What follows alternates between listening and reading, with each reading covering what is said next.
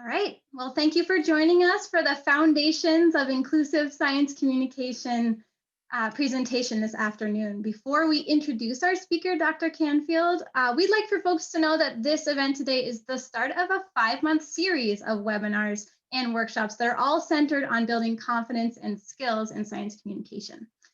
So we encourage everyone interested in this topic to visit the website for the series and look at some of the additional offerings that we've got planned.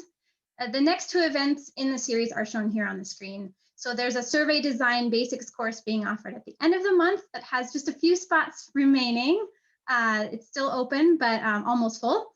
And then on February 10th, there will be a very interactive risk communication best practices webinar that's really designed for anyone working through tricky issues in your community and seeking some guidance on how to approach and talk about uncertainty when the stakes are high. So if any of that sounds interesting to you, or you'd like to check out what the other offerings, please do visit the Science Series website to view all 10 of the events we've got planned for the series and register for those that interest you.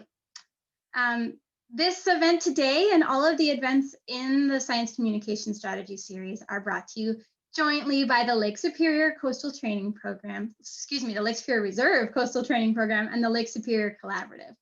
So we are 2 entities that support knowledge sharing in the Lake Superior Basin.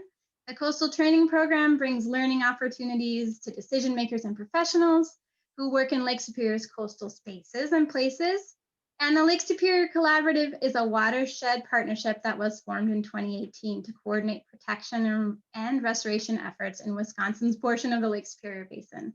And we are so glad our programs can work together to bring you these trainings and our presentation today. And with that, I'm going to turn it over to my colleague, Erin Burkett, with the Lake Superior Collaborative, who's going to introduce our speaker. Thanks, Karina. Hello, everyone. Thanks for joining us. So I'm really pleased to be able to introduce Dr. Kaytee Canfield. Kaytee is a postdoctoral social scientist with the Environmental Protection Agency working on Narragansett land in Rhode Island, where she studies translational science and stakeholder engagement as it relates to nutrient management in Cape Cod. Kaytee is an interdisciplinary scholar practitioner, so she works across fields of public engagement with science, environmental justice, and critical tourism studies. Her science communication work and practice includes researching inclusive science communication, and she'll be sharing some of that with us today, and did some of this work with the Metcalf Institute at the University of Rhode Island, and also continues this work at the EPA. Dr. Canfield holds a PhD in marine affairs from the University of Rhode Island, where she studied residents' perceptions of social injustices in the context of tourism development on Catalina Island in California, and also holds a BS and MA in environmental studies from the University of Southern California. So welcome to the Fresh Coast, Kaytee, and looking forward to your talk. Thank you, Erin. Hello, everyone. So let me just share my screen now. And Erin and Karina, let me know if anything's not working right. So like Erin was saying, today I'm going to be talking about the work I have done in inclusive science communication. And this is work that was funded by the Kavli Foundation and that I did with the Metcalf Institute. So I am not speaking for the EPA today, but for the work of the Metcalf Institute, which I conducted alongside Dr. Sunshine Menezes, who's the executive director of the Metcalf Institute. So today I'm going to tell you about this study that we did in understanding what is inclusive science communication, and I am going to do my best to make it applicable to you as an audience that's more in a lot of the practitioner space. To begin with, some of you may not think of yourselves as science communicators. So I wanted to help with that by explaining how we have understood science communication in this work. And that is really any effort to exchange information with specific audiences around any kind of STEM topic, where STEM is science, technology, engineering, mathematics, and medicine. And that includes environmental decision-making, planning, and engaging communities in those efforts as well. So if you thought that you should show up to this, then your work absolutely fits into the definition of science communication that we worked with for the study, and hopefully this will all be applicable to you. So to give some background in this idea of inclusive science communication, the idea started with the Inclusive SciComm Symposium that the Metcalf Institute hosted at the University of Rhode Island starting in 2018. And the symposium was launched to demonstrate that inclusive science communication is happening already, and there are a lot of good models to follow, and also to help build community among the practitioners and researchers and trainers across disciplines. And from that, we came to realize that there was a desire for this paradigm shift, or really a series of shifts, because historically we've seen science and science communication, public engagement with science through this really top-down model, where there was the expert communicating to an audience whose knowledge wasn't as directly incorporated into their communication. And there was this desire for a shift towards a more democratic form of communication, where we recognize different ways of knowing and different lived experiences. And in realizing that, and how I got involved, we produced a public summary about the symposia that we had held, but it became this larger beast than a useful public summary. And so we turned it into this paper that we co-wrote with a whole bunch of authors who are the co-organizers from that original symposium. And it helped, this was us trying to theorize about what inclusive science communication actually meant and how we understood it from all of the people that were at our first symposium back in 2018.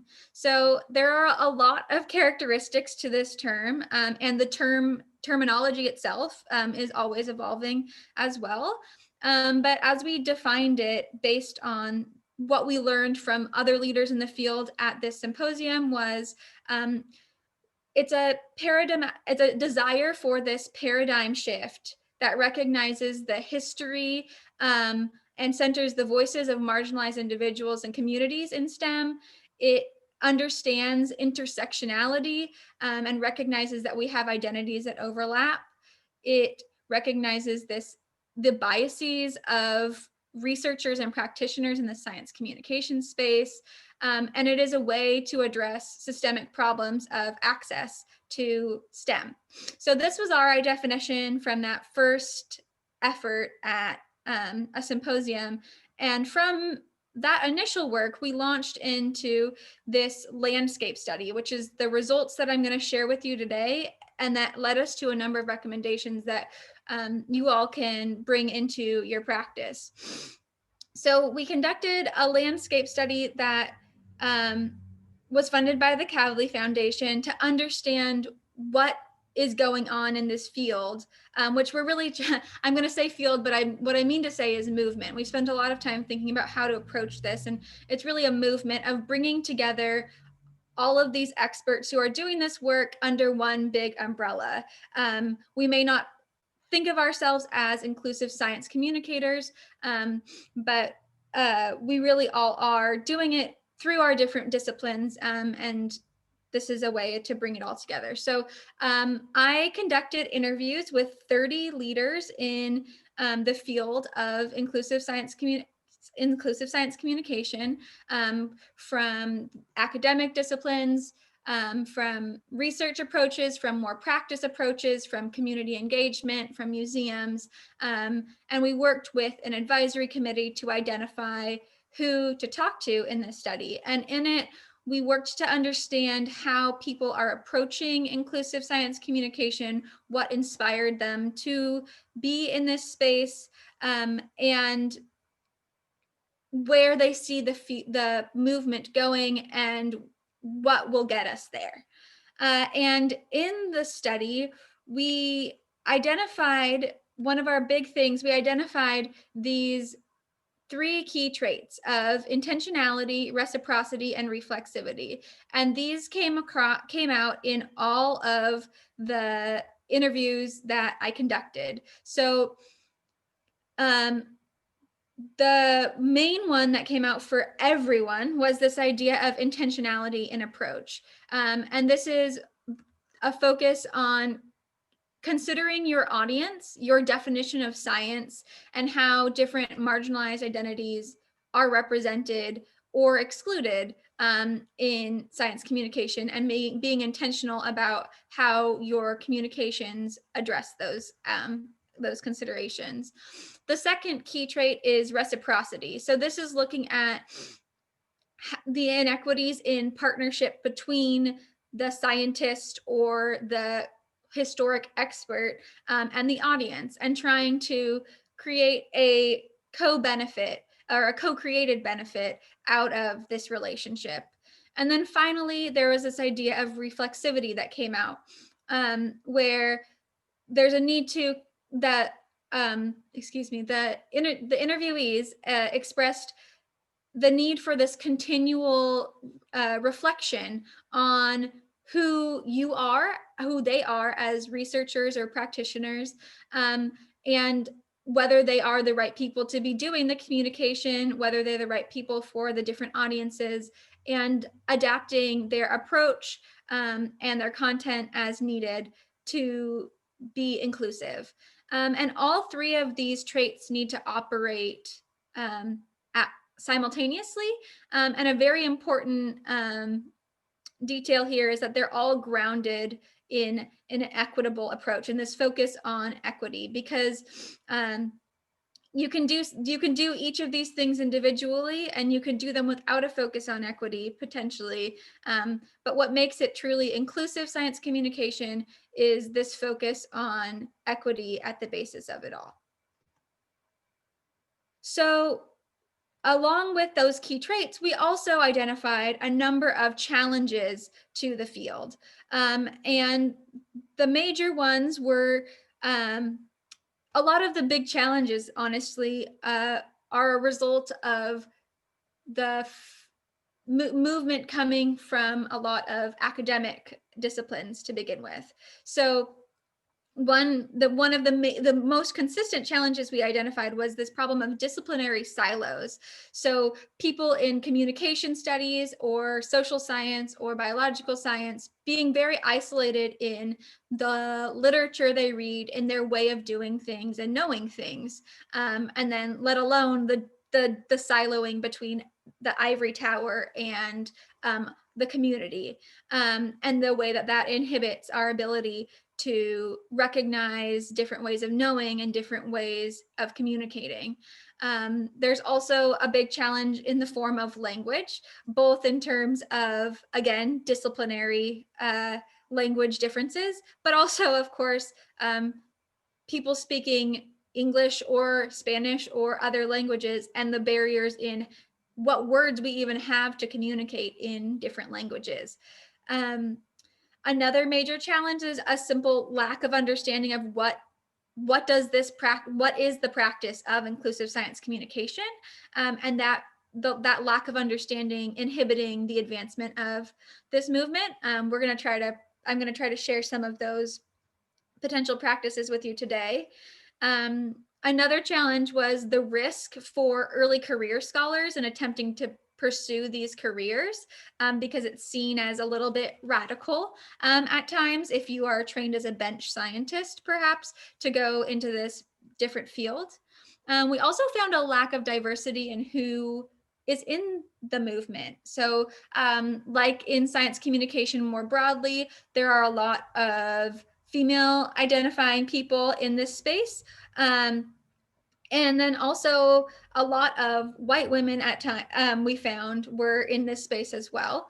And so there was a lack of diversity that we needed to address. And then a lack of curricula and training in how to advance this movement, which we're working on. And then finally, our last challenge we identified was a lack of institutional infrastructure. So whatever institution that may be, the administrators or executives not buying into it. There not being incentives or rewards that support people who are interested in pursuing inclusive science communication and communicating their science.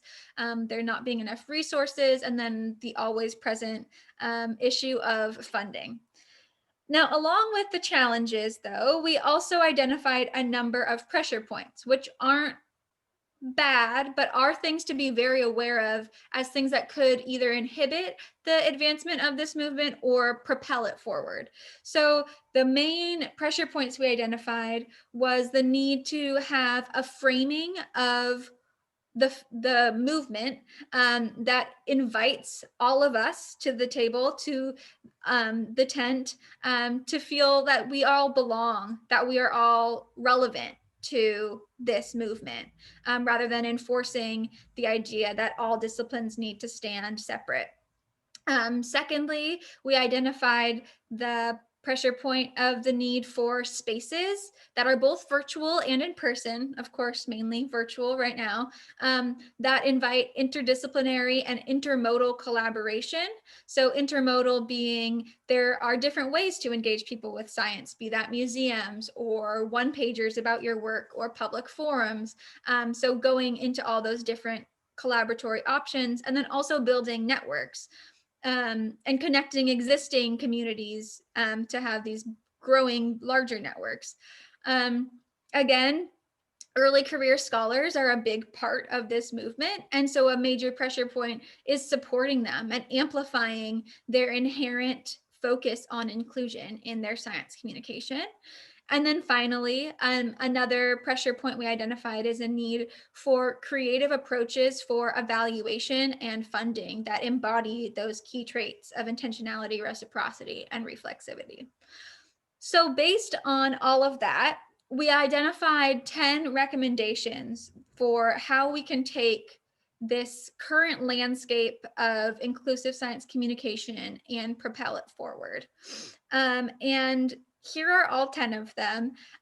Today, I'm not going to go into how to enact all of them, but instead we'll choose to focus in on the ones that seem most relevant to this audience as Erin and Karina explained it to me. And I want to reiterate again here that while I am talking about inclusive science communication, science communication here is really any effort to engage with a specific audience about anything related to science, technology, engineering, mathematics, or medicine. And again, as someone in the environmental field, I want to emphasize that anything related to environmental decision-making and management absolutely fits into this and these recommendations.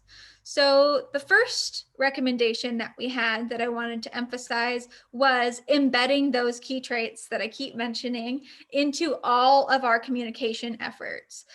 This is a way to expand and define what effective science communication is.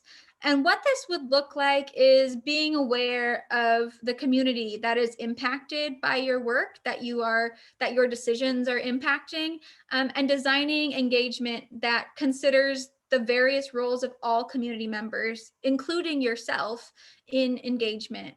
In the reciprocity aspect, that's ensuring that all of the participants, all of the community members, experts, and public are encouraged and supported to share their experiential knowledge while also learning from each other always. And then reflexivity is how your identity impacts both your perception of the situation and your perception of the solutions relative to others.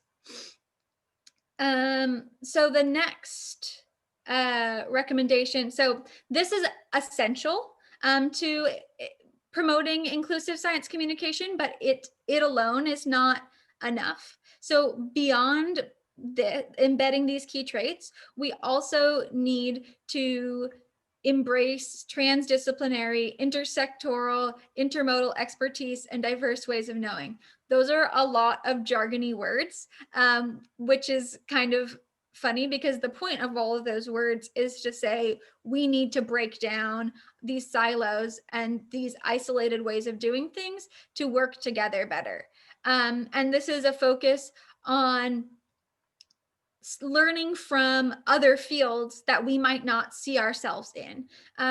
For example, work in the education research, like multicultural education, science education, and informal science learning, has done a lot of work in advancing the way that we talk about science communication and science, and the way that we recognize different ways of knowing. And when I'm saying different ways of knowing, that's trying to emphasize that as scientists, we either explicitly follow the scientific method or we privilege peer-reviewed literature or statistics often over the experience of living in an environment, say, or traditional knowledge of indigenous peoples of wherever it is. And that it's really important in inclusive science communication to find ways to embrace those different ways of knowing that may not be as inherently included in your approach to science and or communication. And this is especially important also along with in Indigenous communities, and also when we're dealing with issues of environmental justice, where statistics may not accurately represent the concerns that those people are facing. So building this more reciprocal relationship of knowing and recognizing the assets that community members bring to communication as well. And then, of course, always essential in communication is the language that we're using. And so another recommendation we want to emphasize is critically analyzing the language that we use. So, of course, this includes the jargon, and knowing that technical terms that may be comfortable among scientists or managers are not always accessible to the public, or to different publics, different audiences, and that there's a need to emphasize language and framing that brings the diverse approaches together rather than reinforcing the jargon of these different siloed approaches. And in academic spaces, that's the idea that biology and social science often can sometimes talk about similar things, but in very different ways. And the need to find a way an intentional effort to communicate what that jargon means, sometimes it's not right to avoid it altogether, but the need to explain it. It's also important to acknowledge that accepted terminology can have implications that perpetuate this hierarchy of that hierarchy we're trying to move beyond. So for example, a term that can be used pretty commonly in these spaces is the idea of doing outreach to the community. But that perpetuates this idea that there is an expert, or there are the people who know the things reaching out to the community, rather than there being this reciprocal relationship. So with Metcalf and in my other work, we're trying to move away from using this term outreach to break down that hierarchical implication.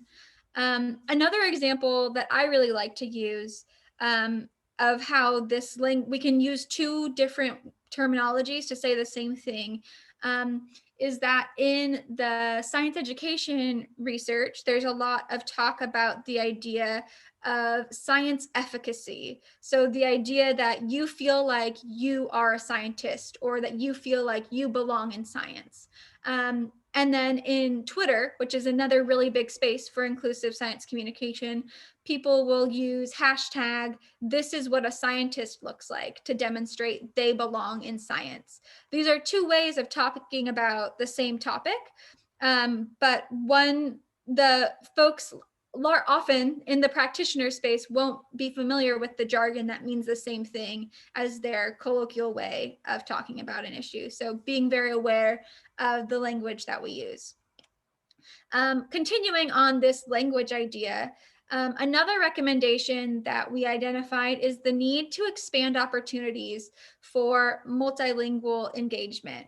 So a major shortcoming that we've seen in the science communication field has been that it's really largely in English, which at times may seem natural to people, but it limits who can engage with the science and the science communication. So inclusive science communication can remedy some of the shortage of culturally and linguistically accessible science communication. Oftentimes, there aren't equivalent words for scientific terms in other languages. And this can be seen as an opportunity to practice inclusive science communication and explore power, privilege, and decolonial methods. So the woman photographed here, or shown here, is Monica Felio Moher, who has done a lot of work on this for a long time, but especially in the past year with Ciencia Puerto Rico, where she does work on Spanish language COVID engagement most recently. And she's really been a leader in this space of multilingual engagement. The paper also shown there is it's open access, talks about the need to really expand these multilingual engagement opportunities. So yeah, another recommendation we have for promoting this work is translate your materials, which may seem very straightforward and intuitive, but needs to be said. Another recommendation for promoting this movement is to further the networks that exist by creating space, basically, both virtually and in person, to share resources and to build community. Because with these silos that exist, we're really reinventing the same ideas again and again. And so a lot of these recommendations are aimed at trying to keep ourselves from doing that redundant work. And so in building these networks, it helps us to embrace that transdisciplinarity and these multiple sectors that are doing this work, and recognize all of the shared expertise that exists across these different sectors and disciplines. We want to share the resources and share them widely, disseminate our methods and our approaches widely so that we can learn from each other. We can also, like this year, I think we've all seen just how valuable online engagement is. I can be with all of you who are not in Rhode Island with me, which is something that I couldn't do if I had to be in all of these places at once, right? A lot of us wouldn't have access to so many of the webinars we've been able to participate in the past year. So the virtual space absolutely has value in building this community for inclusive science communication. Of course, in-person meetings have their value as well. Another recommendation that I want to highlight is the need to recruit and support diverse leadership in this space. And that really does include students and early career pros. So photographed here are Evelyn Valdez Ward in the green and Rob Ulrich in the white on the, I guess that's, I don't know if it's mirrored for you all, but on my right. And they're the founders of Reclaiming STEM. And they've been doing really great work in creating sense of belonging for people from underrepresented groups in the STEM field. And there's been a lot of work by other organizations and other early career folks like them in science communication that they just inherently are approaching it from this inclusive lens. We, along with interviewing leaders in the field, we also held a focus group at a conference in 2019 where we spoke specifically with early career researchers who do this work. And they told us that all science communication should be inclusive by default. They find that it's really difficult as early career folks, especially, to find funding. And that they are really curious in how they can make it a full-time job, and that there's a need for folks who are in more senior positions to hold the door open. So to make the space for these people's voices to be heard, and to take on some of the risk that early career folks can't really take, when they don't have the permanency of a job, but are still maybe in the graduate space or a postdoc space. And this goes beyond just in academic settings, but just when we are at the table, at a decision-making table, being aware of who is there, and again, it's this intentionality, this reflexivity of who is there and who is missing, and making an intentional effort to make that representative of your community, and the communities you're trying to reach. And so the last recommendation that I wanted to emphasize here is the need to develop new collaborative approaches for evaluation of inclusive science communication practice. So in doing interviews, I only actually had 4 people bring up of their own accord the need for evaluation. And that to us really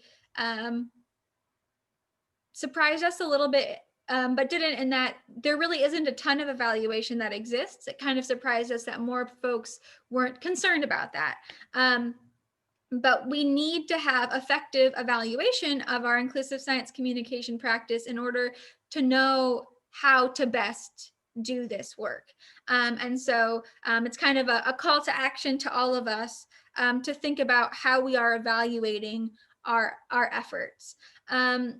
And it's also a call to try to rethink the way we do evaluation. I also find it very tempting sometimes to use simple metrics to check how something's doing, how an effort went, and do a single survey in the moments after an event to understand how something worked. But the research that we have looked at also from the community engagement space has invited the idea of a democratically engaged assessment. So this tries to recognize the expertise of your audience, and giving that, again, that give and take between audience and presenter or communicator. So this is a goal of trying to move beyond our one take evaluation of, in this moment immediately, do we have, how did we do? But maybe trying to extend the time scale. And I know in saying that is expecting often a funding timeline that doesn't exist. And so this recommendation also goes to recognizing the need for changing those funding timelines to allow for us to do the evaluation we need to know if what we're doing is really working.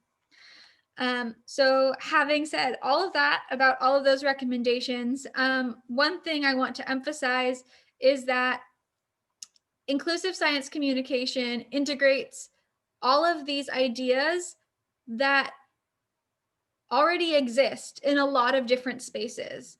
What I've shared with you, a lot of it is not groundbreaking, but this study, rather than being groundbreaking in its ideas, is trying to be groundbreaking in bringing all of them together, bringing together all of the different places in which people are doing this work, and integrating all of it together. Inclusive science communication is more powerful than the sum of its parts. And rather than being an innovator as an individual, my job here is to share with you all of the magnificent work going on, and really just be the way that it's getting, helping to disseminate the information to more people. So I just want to acknowledge that there is a lot of expertise beyond myself in this field that we can turn to and learn from. So thank you to the interviewees who helped us learn all of that. And thank you to all of you for listening to me go through that. One note I wanted to add before we jump into questions. The Metcalf Institute at the University of Rhode Island is in the process of tackling one of those recommendations of the lack of training in inclusive science communication and is putting one together. So in the future, if your organization wants training, more training in how to do inclusive science communication, that's somewhere that you can look. I don't have more details than that besides going to their website, but that is going to be available in the future. But that's it for me. So thank you all, and I'm eager for your questions. Thank you, Kaytee, Dr. Canfield, for getting us all thinking about this in a way that really centers inclusivity and accessibility and equity. So a round of Zoom applause, please, from our attendees. I know we're all muted, but thank you so much. So now we do have time for questions. We did get a few in, so I guess I'll start by sharing those. And just a reminder to please use the chat box to submit your questions, and we'll just go through them as we receive them and get to as many as we can. So I'll start with one about social media. So you mentioned Twitter, and I'm wondering, so let's see, this says, so how do you see social media, in particular TikTok videos and Twitter, contributing to or maybe challenging this inclusive SciComm movement or science communication movement? Absolutely. So Twitter is a space that does a lot of inclusive science communication. I mainly am on my Twitter to see what's going on among leaders in this space personally, but I also get overwhelmed very quickly by it. So I think I don't know who asked that, but I think you're spot on that it can inhibit it sometimes, and that it can be a somewhat exclusive space. It's exclusive of anyone who's not on Twitter, but we've also found it to be a place where these, especially among early career folks, they can be their whole selves with a bit less risk than in the lab at times. So we see it as a space where we can be, communicators can really be their intersectional full selves, full authentic selves, and not just a person in a lab coat. TikTok, I have not dove into too fully in research or in personal time, but I do know that there are definitely some, again, it's early career folks who have really tackled how to communicate science through TikTok videos. So I think that the power of social media is that it makes it accessible to anyone who has access, right, to the internet in a way that place-based communication is not. Thank you. Let's see. So sort of a somewhat different question. So in considering who is present and who is missing and seeking to include the missing, are there any strategies to use to avoid a sort of tokenism type of inclusion? So I think that one way to be aware of that is who is doing the engagement effort to begin with, and who is helping to coordinate those efforts. And then yes, you're still dealing with tokenism in that, but making sure that you have more than a single person who is focused on making sure your effort is inclusive. So that's part of that barrier of institutional buy-in. This came up a few times in interviews, the idea that rather than having a inclusion or diversity, equity, inclusion committee or person on your task force, rather it should be the foundation of all work to be aware of this focus on inclusion and representation and who's missing. And so I think that, yeah, I think it comes down to like having it be something in every step of the approach, and it not being just about one single identity, but the whole team that's making the engagement effort and the whole audience at the same time, if that makes sense. Yeah, it does. So like sort of like no one person is diverse. It takes a team. Right. Team. Okay. And then we got this question. It's a question and a resource. Can you offer any resources that help people learn about the validity of these different ways of knowing that you mentioned? And then the person who posed this question also shared that Bioneers is one they're aware of, but would love to learn about others. I think that looking into resources on community science is one way. I'm trying to think of others off the top of my head. Erin, if you know of any too, feel free to jump in. There was an effort by CASE, which I'm gonna not accurately, the Center for the Advancement of Informal Science Education, I think. They did a focus on broadening participation in STEM, and they did these briefs. One of them was about asset-based approaches to communication, and that kind of explains this different way of knowing and recognizing the validity of it. I think also we have to like zoom out a lot into what even we're considering like validity to mean, and what we're considering science to mean. And I think that that's a part of it too, is I'm so from an environmental justice perspective, that's where I'm more of an expert, I guess. Statistics often don't show us the full picture. And so I think that's one thing where we need to check ourselves is, are we only seeing it as valid if it fits into our scientific definition of our academic definition of valid? And so challenging ourselves to go beyond that. So again, I think going beyond, I think the environmental justice space can be a place to learn from too. Of course, it's a lot of reading, but that's another area to look. Thank you. I have kind of a question about language and kind of jargon. So you mentioned that yourself and others with the Metcalf project or Metcalf Institute are trying to avoid that term outreach, and your explanation I think was really clear. Wondering, is there another term that you might prefer that sort of encapsulates outreach type activities in science communication, or any advice for avoiding other specific terms or kind of reframing what we do? Yeah, so I will say I don't think that there is like one answer, right? There never seems to be. That's just one that especially rubs some of the Metcalf team the wrong way.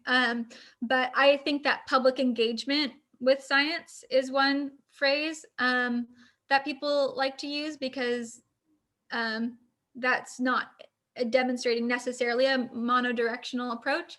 So I think communication has developed this connotation of it being one direction, but to communicate, right, there has to be a give and take on both sides. So I think that that's another option, is science communication, but I think public engagement with science is the main alternative.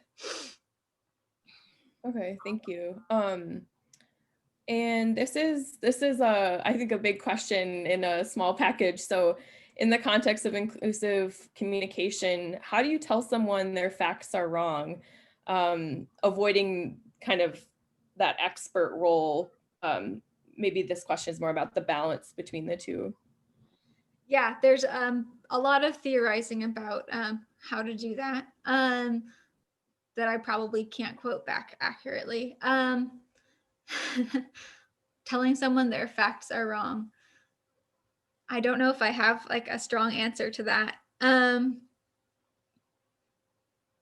think that maybe it's yeah. I guess that can be in like providing additional resources if that's part of the problem. But I guess that feels like something I don't have a strong answer to. That's all right. Yeah, I knew that was like a really big question. Let's see.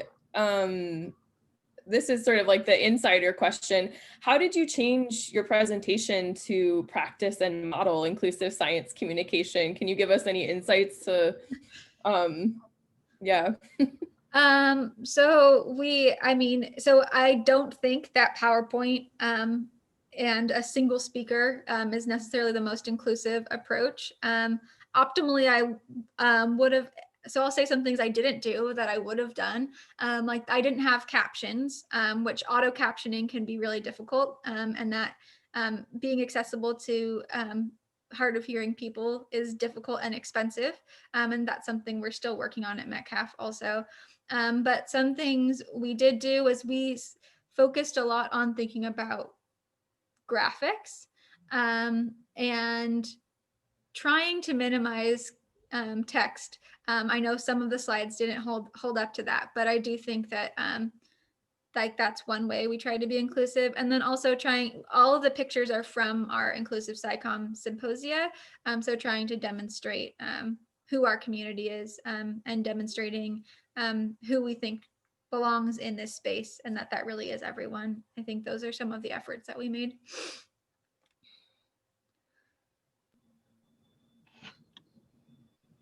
Thank you.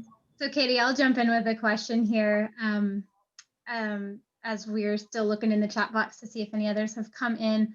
So much of what you shared with us for recommendations, I think involves a lot of self-inventory, right, of the practices that we're already doing and how we can make them better. So I'm wondering if, particularly with respect to the recommendation to make sure we're being inclusive in who we're inviting to the table, if you have even more practical recommendations on how to do that, how to engage in that process of self-inventory, whether it's for inviting folks to the table or the jargon language that we're using, because it can be so hard for us to see what we may already what we just can't see because we're so used to it. So I think that's a great question. And so when Erin asked me to do this, I warned her that we really try to avoid giving tips and tricks because it's very context dependent the way everything is done. And so that's why they're framed as recommendations, and they are absolutely not very specific, but more general things to think about. That being said, I think that, like you noted, it's very self-focused. So I think that taking in an inventory truly of like who you are and what your identities are, and then seeing how many people in your community share those identities with you, and how what identities that you have might not be well represented, or what and then kind of Venn diagramming the opposite of that and seeing what's not present. And then from there, per the tokenism question, not going out and seeking, oh, you're the opposite of me, come join me, but seeing if there might be organizations that are largely made up of people with those identities that you can bring leadership from them to join your group to help make sure that those spots that you're not aware of that you're missing, they will inherently be aware of, to bring those voices to the table in an intentional, authentic way. I don't know if that's more grounded, but that's great. Thanks, Kaytee.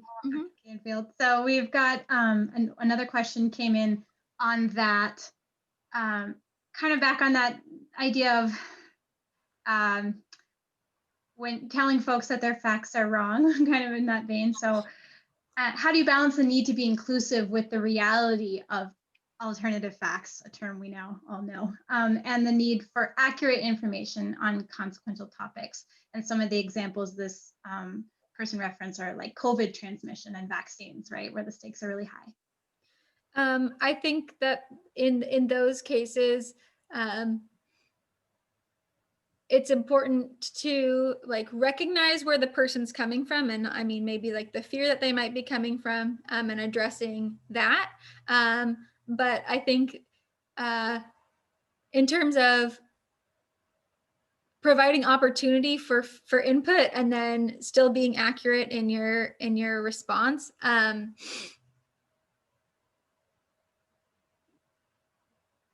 help, like pointing people towards resources that are trustworthy, I guess.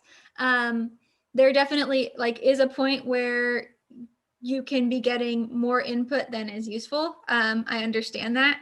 And I guess that is not the problem that we're seeing as much. I know that's not true in a lot of the internet spaces that we're seeing these alternative facts thrown around, but more in a more intentional engagement space. I think that is, I think sometimes where we need to look at, I think that's when we need to look at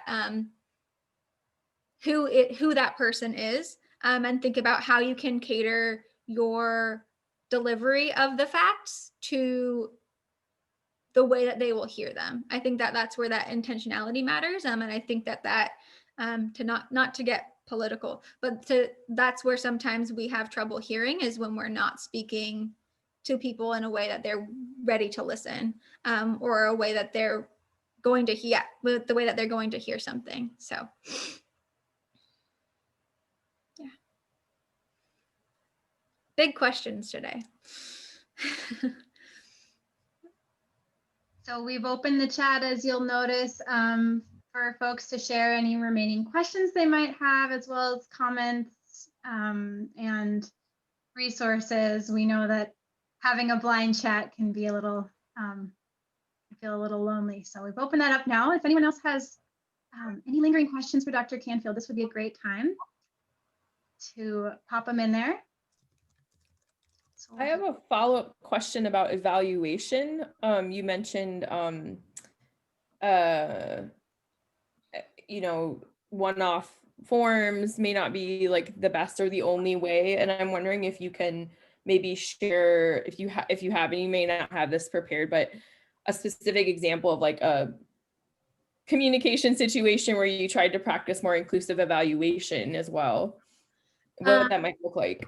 So personally, I have limited examples, but theoretically, of course, like a one-off survey is helpful. It is input. We're not saying that's bad, but it's just recognizing that, for example, someone may learn something in a webinar and then it means something to them in 3 months, and the survey can't capture that, right? So that's another place where social media can be valuable. Having a hashtag, for example, and tracking use of a hashtag over time can demonstrate, like, did this communication effort work? And again, like having a strong relationship, if it's something where you can have continued interactions with people, so that again, yeah, it's about so that you can potentially track things over time. I guess, yeah, those are my initial instincts.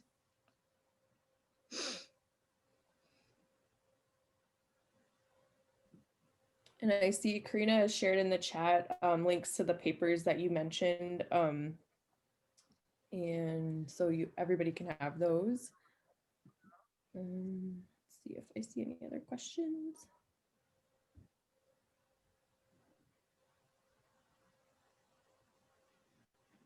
There's a comment that kind of goes back to that question about facts being wrong, is making it more about like the information versus like you, the person. So the quote is, the information that you are basing that fact on has been improved upon or contradicted, to take the focus off the person being wrong, but that the info may be out of date or not as universal as they assume. So that's great. I'm sure there's a lot of great knowledge in this room, in this Zoom room. I just thought of a tool that I didn't talk about because I didn't talk about that the recommendation that it was referenced on, but I'm putting the link to it right now in the chat. So the University College of London has been doing a lot of work in inclusion in science learning and science communication, and they just produced this equity compass that helps, it gives you a visual of a bunch of different aspects that go into doing inclusive engagement, and can help can be a more concrete way to think about a lot of what I talked about today. So I just wanted to make sure that I promoted that too.